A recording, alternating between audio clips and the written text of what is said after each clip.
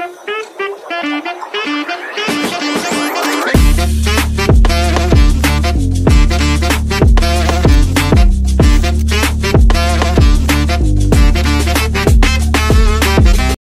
Guys, কেমন আছো তোমরা সবাই? আশা করি তোমরা অনেক বেশি ভালো আছো, আর আমিও অনেক বেশি ভালো আছি।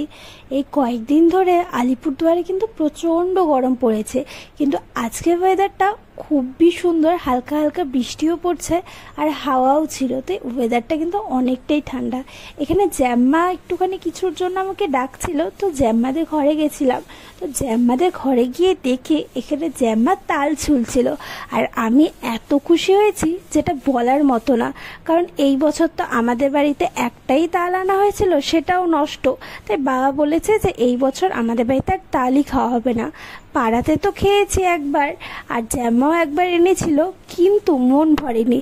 তো এখানে জ্যাম্মা তাল বানাচ্ছিল বলে প্রচণ্ড খুশি হয়েছিলাম। আমি কিন্তু আগে তাল একদম পছন্দ করতাম না, মানে তালের আমি গন্ধই সহ্য করতে পারছিলাম না।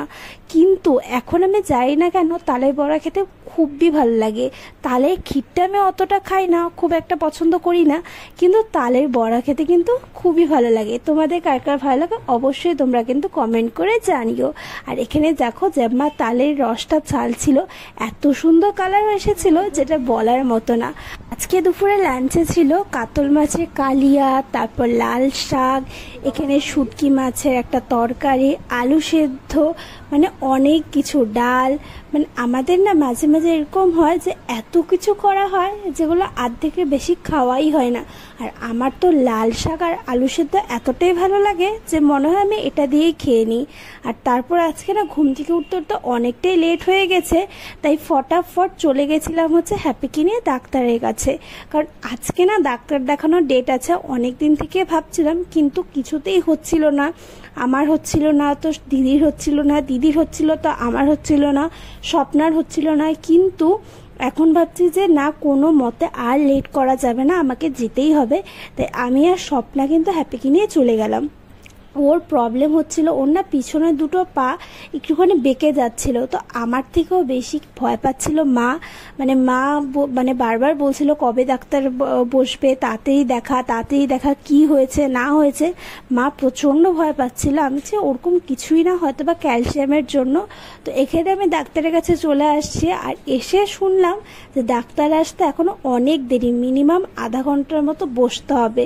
তো আমরা তো বসছি, যাই হোক আমাদের বসতে দিয়েছে, কিন্তু এখানে হ্যাপি কিছুতেই বসবে না, ও বাইরে যাবে। আর বাইরে এতগুলো কুকুর ছিল যে আমার না খুব প্রচণ্ড ভয় লাগছিল, আর ওকে দেখে অনেকটা ঘাউ ঘাউ করছিল, রাগ হচ্ছিল, তো প্রচণ্ড ভয় লাগছিল। আর ও ভিতরে কিছুতেই থাকবে না, মানে কোনো মতেই ওকে রাখাই যাচ্ছিল না। মানে আমি স্বপ্না ওকে বিস্কুট দিচ্ছিলাম যে না থাক, ওর জন্য খেলনা আনা হয়েছিল, প্লাস ওর ক্যালসিয়ামের যে হাড়গুলো থাকে ওটাও আনা হয়েছিল, কিন্তু ও কিছুতেই থাকবে না।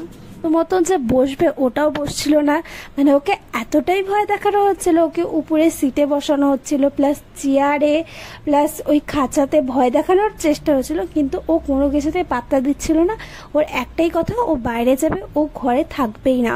তো স্বপ্না আমাকে বলছিল যে ওর হয়তো এসিতে প্রবলেম হচ্ছিল, কারণ ও না এসিতে কোনোদিনও থাকেনি। তো আমিও বলছিলাম যে হয়তো বা। তো এখানে স্বপ্না বারবার ওকে বিস্কুট দিচ্ছে, যখনই বিস্কুট দেখে তখন একটু শান্ত মতন বসে, যেমনি বিস্কুটটা খাওয়া হয়ে যায় তারপর আবার দুষ্টামি বলতে কি ও বাইরে যাবে, ওর আর কিচ্ছু না। তারপর যাই হোক স্বপ্না বললো যে চলো একটুখানি বাইরে ঘোরাতে নিয়ে আসি। তারপর বাইরে গিয়ে দেখে একদম চুপ, মানে আর কোনো কিছু খাওয়া কিচ্ছু না, ও বাইরে সুন্দর ঘুরছিল। তারপর আমরা এখানে অনেকটা ঘুরেছি, মানে প্রায় ফ্লাইওভারে ওইদিকে ঘুরছি। আর আমি ওকে যেখানে ডাক্তার দেখাতে নিয়ে আসলাম সেটা হচ্ছে পেপস অ্যান্ড পেটসে। আমি না আগে হসপিটালেই ডাক্তার দেখাতাম, কারণ আমি জানতাম না কোথায় ডাক্তার বসে না বসে, কারণ আগে তো আমরা কুকুর পালিনি। তো হসপিটালেই অনেকে বলেছিল হসপিটালেই দেখাও, হসপিটালেই ভালো। কিন্তু হসপিটালে না দুবার দেখিয়েছি, দেখানোর পর একদম আমার তো পছন্দই হচ্ছিল না। তারপর আমার একটা দাদা ছিল, সৌরভ দাদা, তো ও বললো যে এখানে দেখাতে পারো, এখানে ওদের কুকুরটাকেও দেখায়, তো ওখানে নাকি খুব ভালো। তারপর এখানে ডাক্তার দেখানো হয়ে গেছে। আর আসার পথে না এখানে আমি মিয়ামারে ঢুকিয়েছিলাম আমার জন্য আর স্বপ্নার জন্য একটুখানি খাবার নিতে। আর দেখো ওরা দুজন কি সুন্দরভাবে বসেছিল। তারপর অনেকটাই আমাদের লেট হয়ে গেছিলো, প্রায় 8টা সাড়ে 8টা বেজে গেছিলো। আর বাড়িতে এসে দেখি যে এখানে গণেশ পূজার ভাসান হচ্ছে। আর দেখো কতটা ভিড় হয়েছিল, আর পুরো ডিজে টিজে আনা হয়েছিল, অনেক বড় ভাসান হয়েছিল। আর এখানে হ্যাপি দেখছিল যে কি হচ্ছে এটা, এত আওয়াজ।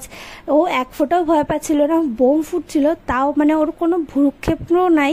আর এখানে না গণেশ ঠাকুরটা খুবই সুন্দর হয়েছে, ওই দেখো গণেশ ঠাকুরটা। তারপর ভাসান দেখে কিন্তু আমরা ঘরে চলে আসলাম, কারণ আর ভাল লাগছিল না। অনেকক্ষণ আজকে বাইরে দাঁড়িয়েছিলাম, ওর সাথে ঘোরাঘুরি করছে, আর ও আজকে প্রচণ্ড অত্যাচার করছে, সেটা বলার মতো না। যাই হোক, হ্যাপিকে কি বললো তোমাদেরকে বলছি। হ্যাপিকে বললো যে ওর কতগুলো ভিটামিনের ওষুধ দিতে হবে, প্লাস ইঞ্জেকশনও দিতে হবে। ওর নাকি ভিটামিনের কম আছে, আর হচ্ছে ক্যালসিয়ামও কম আছে। তো ক্যালসিয়ামের ওষুধও দিল এখানে, সপ্তাহে সপ্তাহে একটা ইঞ্জেকশন চলবে, প্লাস ক্যালসিয়াম, তারপর লিভার, তারপর হচ্ছে নার্ভের ওষুধ, এগুলো দিয়ে দিয়েছে। কিছু ওষুধ তো এমনি আয়নি নেই, কারণ ওষুধ না অনেক কটা ছিল না। তো আমরা কালকে আবার যাব, কালকে গিয়ে আবার ওষুধটা নিয়ে আসবো। আজকে শুধুমাত্র ইঞ্জেকশনটাই দেওয়া হয়েছে, ইঞ্জেকশনটা দিয়ে চলে আসছি। এবার বাড়িতে আসার পর যখন মাকে বলেছি, মা না এতটা খুশি হয়েছে, কারণ মা প্রচণ্ড ভয় পাচ্ছিল যে কি হবে না হবে, কি বলবে। কিন্তু ডাক্তার বলেছে যে না, এগুলো কন্টিনিউ করলে পরে ও ঠিক হয়ে যাবে, ও সুস্থ হয়ে যাবে, ওর পাগুলো ঠিক হয়ে যাবে। তারপর ওর না অনেকটাই খিদা পেয়ে গেছিলো, কারণ বিস্কুটগুলোই খেয়ে তো আর পেট ভরেনি।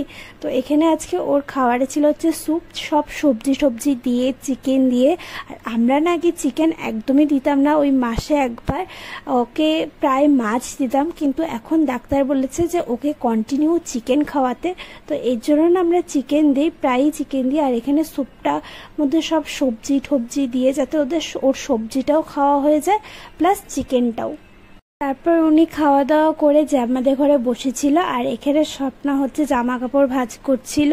আর ওকে দেখো কতটা সুন্দর লাগছে, মানে ওটা পর্দা দিয়ে ভাবে ওর একটা রাজার মতো বসেছিল, মুকুটের মতো। ঘরে গিয়ে দেখি জ্যাম্মাদের ঘরে যে এখানে জ্যাম্মা তালের বড়া করছে। আর তালের বড়াটা এত টেস্ট হয়েছিল খেতে, মানে গরম গরম কিন্তু তালের বড়া খেতে অনেক ভালো লাগে, মানে আমার তো খুবই ভালো লাগে। প্রথমে একবার খেয়েছি, খাওয়ার পর না খুব তিতা লেগেছে, কিন্তু তারপর যখন খাচ্ছিলাম তারপর ঠিকঠাকই লাগছিল। জ্যাম্মা বলছিল যে ঠান্ডা হলে নাকি ঠিক হয়ে যাবে, আর সত্যি ঠান্ডা হলে একদমই ঠিক হয়ে গেছিলো। আর গরম গরম কিন্তু এরকম তালের বড়া এত সুন্দর লাগে দেখতে, মানে মনে হয় কি দেখতেই থাকি।